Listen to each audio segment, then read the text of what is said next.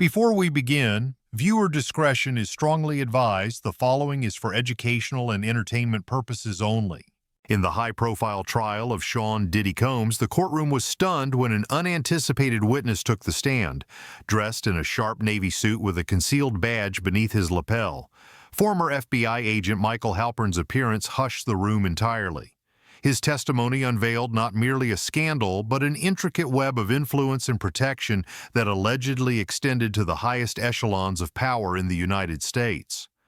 Halpern implicated former President Barack Obama, a figure once synonymous with hope, in a complex scheme involving exclusive parties, political favors, and safeguards allegedly shielding Combs.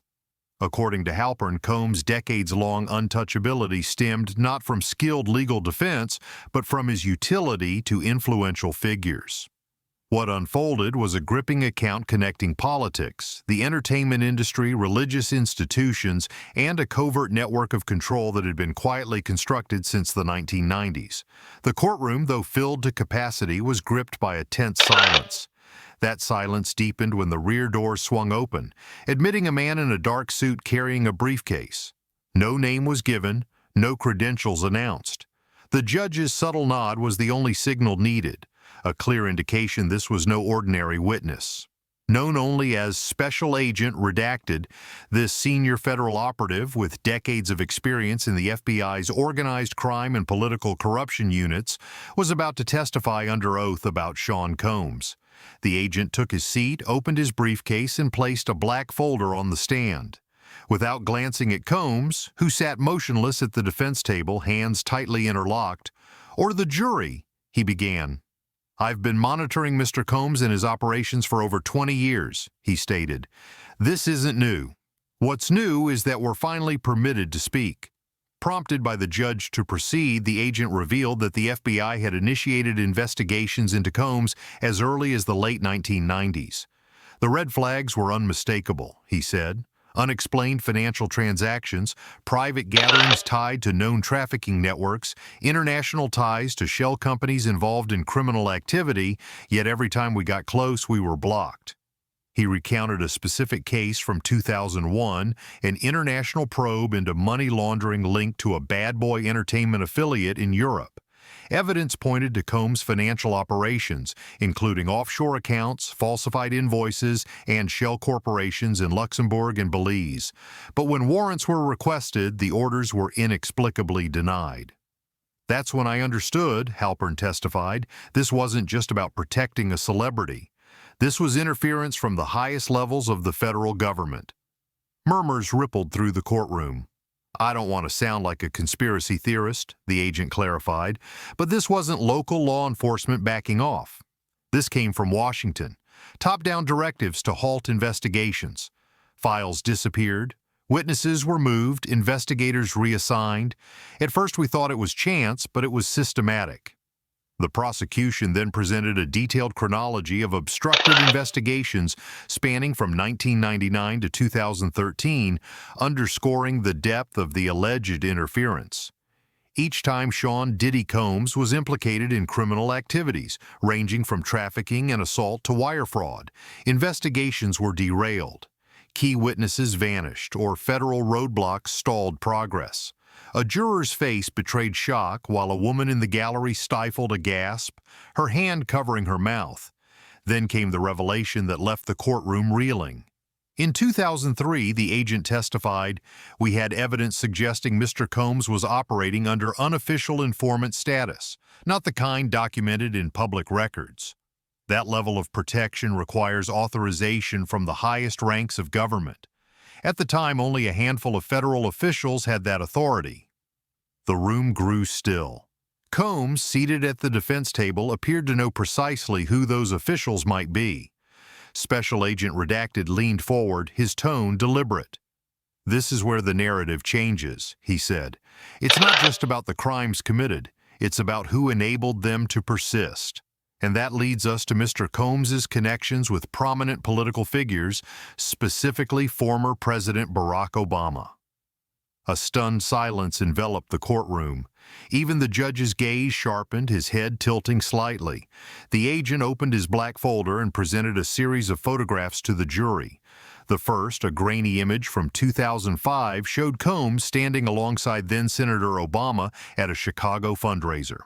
Another, from 2007, captured a private, undocumented event in Washington, D.C., organized by a lobbying group with deep ties to the Democratic National Committee. Combs appeared under an alias, but the image left no doubt about his presence, nor that he was in elite company. These weren't mere photo opportunities, the agent explained. These were closed-door meetings. We believe Mr. Combs engaged in intelligence sharing with campaign operatives, trading favors and information for protection. The defense leaped to their feet, shouting, "Objection!" before the agent could elaborate further. Undeterred, the prosecution produced supporting evidence: travel records, email metadata, and a redacted internal memo referencing a cultural liaison meeting involving BO and high-profile entertainment figures. "Here's what we know," the agent continued, his voice steady and authoritative. "In 2009, shortly after President Obama's inauguration, our bureau submitted a wiretap request targeting Sean Combs to intercept communications with known narcotics traffickers laundering money through bad boy-affiliated production companies. The request was rejected." The courtroom buzzed with tension. "Rejected by whom?" the prosecutor pressed. The agent flipped to the final page of his folder, revealing a call log from a legal office tied to the White House. The name was redacted, but the timestamp aligned precisely with the moment the wiretap request was blocked. The judge instructed the jury to disregard speculative implications, but the weight of the testimony lingered. The timing was unmistakable, the insinuations clear. A man under federal scrutiny had seemingly secured enough influence to halt a wiretap outright. "We're not claiming President Obama personally shielded Mr. Combs," the agent clarified, "but we are asserting that his administration fostered a relationship, a pipeline that effectively granted Mr. Combs immunity for years." Journalists scribbled frantically, their pens racing to capture every word. Even the stenographer hesitated briefly before resuming her transcription. This wasn't a matter of Sean "Diddy" Combs being fortunate, it was a meticulously orchestrated system, enabled by forces far more powerful than anyone had imagined. The jury was now fully engrossed, their gazes fixed, notepads forgotten. Special Agent Redacted had unveiled a dimension of the trial that even the most audacious reporters hadn't anticipated. But what followed transformed the courtroom's atmosphere from intrigue to unease. The agent presented a final photograph, crisp and high resolution, taken at a private gathering in Martha's Vineyard. It showed three men: Sean Combs, former President Barack Obama, and Reverend Al Sharpton. This wasn't a staged photo op or a public event. It was a discreet meeting at a dimly lit estate owned by a tech billionaire with connections to both the entertainment world and defense contractors. This was 2014, the agent stated. They labeled it a charity dinner, but we accessed the guest list through court-authorized means. It included names tied to sealed investigations, former CIA operatives, sanctioned arms dealers, and executives from TriStar Entertainment. Murmurs rippled through the room until the judge's gavel demanded silence. The agent pressed on. Mr. Combs wasn't merely a guest, he served as a bridge, funneling information from New York streets to the corridors of political power. In exchange, his transgressions were overlooked. A juror's pen slipped from their hand, clattering to the floor. Then came a revelation that caused even the judge's eyes to narrow. In 2012, the agent recounted, a trafficking sting in Miami targeted a close associate of Combs. The operation uncovered girls, drugs, and offshore wire transfers, a case poised to make headlines. The agent's gaze grew heavy. Within 48 hours, the file was sealed, agents were reassigned, the suspect was released, and the case vanished. "How?" the prosecutor pressed.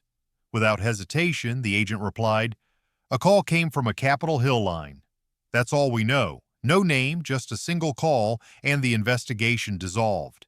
He submitted internal memos and emails from frustrated agents warning of interference. One chilling line stood out: "Don't question why this was buried. Be thankful you're not in the room." Then came an even graver disclosure. In 2015, the agent said, "We closely tracked Mr. Combs's movements. He traveled to Haiti, Colombia, and private Caribbean islands. Initially, we assumed it was leisure, but intelligence from foreign partners suggested otherwise. Meetings with cartel-linked financiers, yacht parties involving underage girls flown in from Brazil and Eastern Europe. One source claimed the girls were told they were auditioning for American Idol. The jury appeared visibly shaken, their faces pale. The agent closed his folder. All this time, he projected the image of a mogul, a philanthropist, a visionary. But behind the scenes, he ran an empire fueled by fear, blackmail, and immunity secured through influence. The judge called a recess, and the courtroom emptied slowly, many spectators in stunned silence. For the first time in the trial, Combs' expression betrayed a man sensing the walls closing in. When court resumed, the atmosphere was subdued. The audience hushed. This was no longer just a trial of a music icon, it was an unraveling of the illusion of fairness, safety, and justice. Special Agent, redacted, continued, his voice heavier. "We have evidence," he began, "of surveillance tapes from Combs' properties, dating back to 2003. We know this not through speculation, but because some tapes briefly came into federal possession." He clicked a remote and a projector displayed a time-stamped screenshot from a surveillance room in one of Combs' Los Angeles residences. "This image," he explained, "was leaked to us by a whistleblower from a now-defunct private security firm hired by Mr. Combs. The surveillance room was equipped with over 30 monitors, each connected to a different location: bedrooms, hallways, pools, and private studios. Many of the cameras, the agent revealed, were concealed, capturing footage of individuals unaware they were being recorded. Whispers spread through the courtroom. It gets darker," the agent continued. "In 2016, we secured a warrant to seize 3 hard drives believed to contain this footage. But when agents arrived at the property, a fire had erupted in the server room. Arson was confirmed. The timing, less than 20 minutes after our field office received approval, points to an internal leak. Someone tipped them off." He described a single surviving drive, recovered from an associate's safe deposit box in Puerto Rico. The footage, he said, captured interactions between Combs and various celebrities, business magnates, and political figures in compromising situations. Some appeared intoxicated, others were visibly coerced. "Was Barack Obama in those tapes?" the prosecutor asked directly. "No," the agent replied, "but several close associates, donors, and allies of his administration were. Combs referred to them by first names. He knew their secrets and kept the recordings as leverage." The courtroom fell silent. The agent's next statement sent a chill through the proceedings. "Combs didn't collect these tapes for vanity," he said. "They were currency. Insurance to protect himself if anyone tried to turn against him." That evening, major news outlets erupted with coverage, while in private, crisis teams in Washington, D.C. and Los Angeles scrambled to grapple with a single question: how much did Combs truly know? When court reconvened the next morning, security was noticeably tighter, with federal marshals lining the walls. The atmosphere carried a palpable dread, as if the corruption exposed had spread far beyond its source. Special Agent, redacted, returned to the stand holding a sealed envelope. He requested the judge review it privately. Inside was a classified memo bearing the letterhead of an agency rarely mentioned in open court, the Central Intelligence Agency. For the record, the agent stated, this memo was declassified for this trial. Drafted in 2012 by a senior CIA analyst in the Domestic Operations Division, it's titled Entertainment Assets High-Risk Targets. With the judge's approval, the agent summarized its contents. Starting in the mid-2000s, Mr. Combs was flagged as a high-value cultural influencer with potential for domestic manipulation. Multiple agencies noted his ties to arms traffickers, offshore bankers, and intelligence-linked figures in Eastern Europe and West Africa. He paused, letting the weight of his words settle. The CIA did not formally recruit Mr. Combs. The agent continued, the CIA didn't formally enlist Mr. Combs, but his proximity to key figures, his events, and his influence provided a treasure trove of behavioral intelligence. In return, he operated with near-total impunity, shielded by plausible deniability. The prosecutor pressed, Are you suggesting the CIA permitted his actions? The agent's response was measured. I'm saying his activities were useful to the agency. They may not have endorsed his crimes, but they turned a blind eye. What followed was even more explosive. The agent displayed a notarized ledger. This document, he said, lists wire transfers from shell companies linked to Combs, including several funneled through TriStar Entertainment and entities tied to Britney Spears' conservatorship framework. The recipients? High-profile political consultants, lobbyists, and even an individual connected to a Caribbean human trafficking case that inexplicably disappeared from the DOJ's docket in 2015. The implication was unmistakable. Combs wasn't a lone operator, but a cog in a sophisticated machine of influence, blackmail, and covert information trading. Just when the courtroom thought the revelations had peaked, Agent Redacted delivered a final bombshell. We have evidence, he said, that one of Combs' offshore accounts was used to purchase classified information from a former NSA contractor. That contractor is now deceased. Chaos erupted in the courtroom.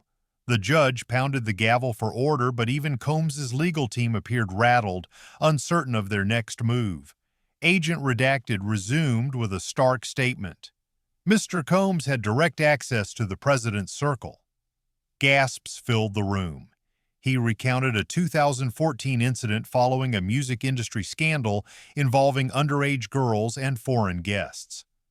Our team attempted to detain Mr. Combs upon his return from St. Barthélemy. A red flag was issued and his private jet was slated for a search in Miami. The agent held up a Department of Homeland Security record. This customs alert was active for 37 minutes before it was abruptly canceled. Why? The prosecutor asked.